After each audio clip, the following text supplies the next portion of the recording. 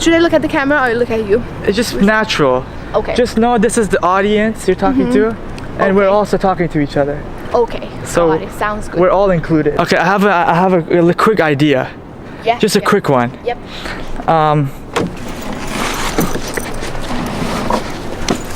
I'm gonna.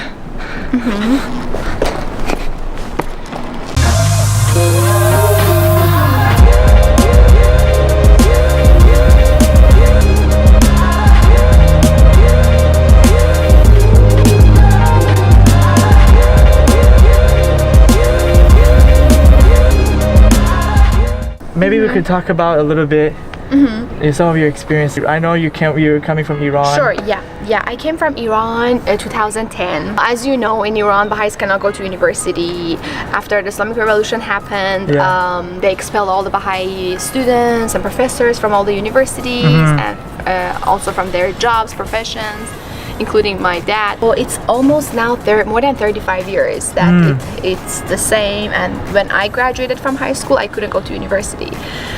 I had a lot of great friends in high school, and they were really sad, and I was sad that we couldn't accompany each other anymore going to university. Yeah. And I studied at the BIHE, Baha'i Institute for Higher Education, which is an informal institute that a number of Baha'i expelled professors started this institute, and it has continued for 30 years now. And I was amongst the first group of architecture students. So architecture was one of the most challenging majors to start with the situation, with all the restrictions. But then a group of really dear architects, they got together and decided to do it. And then I was amongst the first group. It was really cool, despite all the restrictions and challenges that we had. But I believe I received a really good education in architecture. Cool. At the IHE. And then I came to the US 2010. I applied to many schools for their graduate programs, and I had no clue if they're going to accept my degree or not, because it's like an informal degree that you have. It's not official. And then you apply with it, and then they will look it up and Google it and see that the university is not accepted in Iran, and they wonder how you expect them to accept your degree when your degree is not even accepted in your own country. So it's like a very complicated story, and then you have to go individually and talk to them and explain that this is like a religious discrimination. It has nothing to do with academia and all that. So I applied to 12 schools all over the US. And then most of them, surprisingly accepted, offered me admission for the master's program. I think it was because I was lucky. I had a portfolio, architecture, you always have a portfolio. So it was not only my transcript by which I was applying, but for some majors that you only have your transcript, it's much harder. I got into a couple of schools, and one of them was this school. Berkeley, yeah. UC Berkeley. Yeah, I came here 2012, 2-year program. So I was in this building for 2 years. Every day, every night. That was a very intense program, especially for me, coming from another country and another totally different system. So it took me a while to adjust. First semester was really hard, really difficult.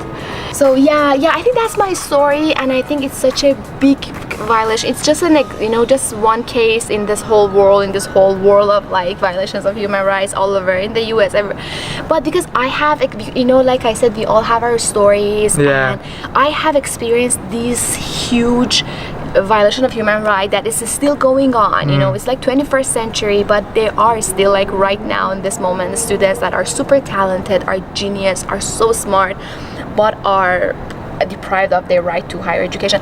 And then the thing is that as a young person, if you think about it, you plan your entire future based on your higher education.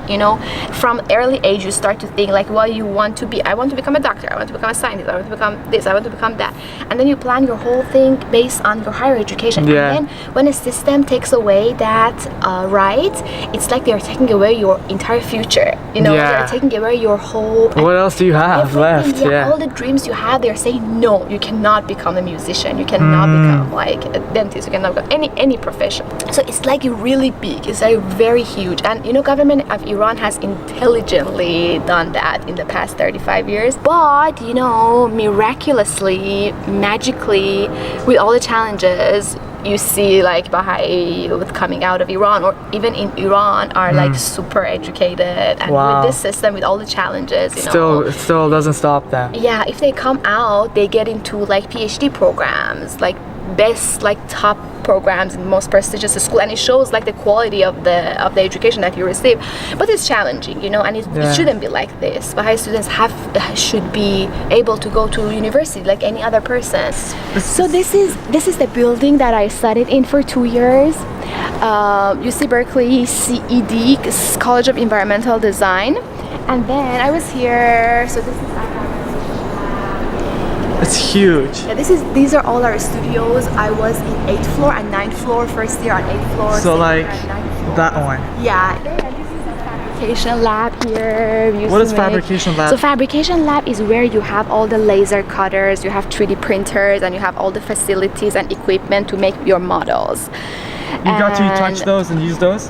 Yeah, nice. yeah. And as a grad student, you have unlimited access. So we would come like 3 a.m., 4 a.m., make models. Dude, that's so cool. Yeah, it was a very intense program, like I said, but it was really fun. Yeah. And now that I think about it, I graduated in 2014, 2 years ago, but I feel that I really miss it now.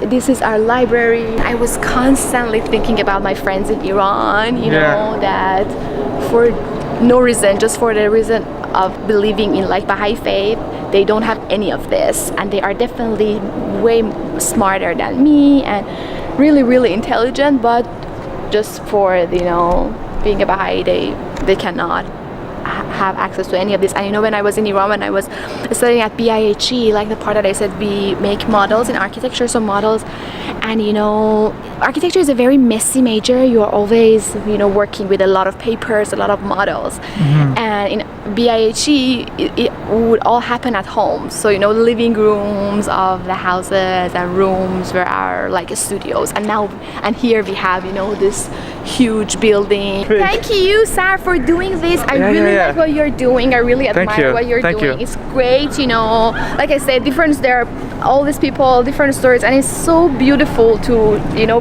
put it in, shed light on this story, and especially those who don't have any voice, like our Baha'i friends in Iran, you know, our Baha'i youth in Iran, our friends, they don't have any voice, and I think it's such a lofty cause to bring voice to those who don't have any voice. I agree. So this is what you're doing, so it's great. Thank you. Thanks for your time. Thank you so much. Of course. Have a good day. See you soon. Bye-bye. See you.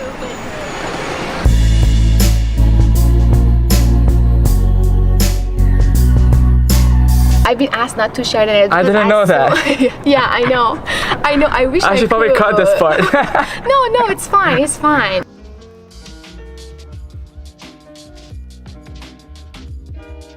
Who are you?